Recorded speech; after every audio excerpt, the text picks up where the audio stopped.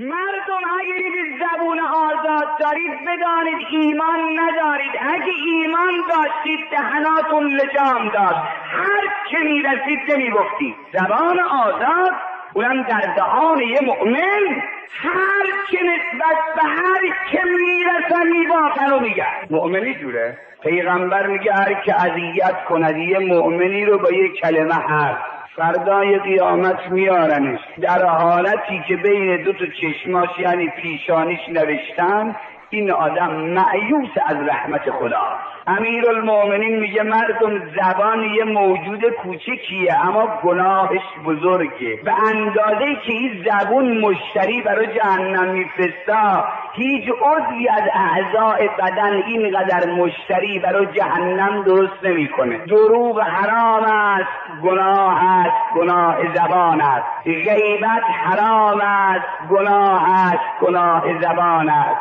تهمت گناه است، حرام است، گناه زبان است. امان از این زبان.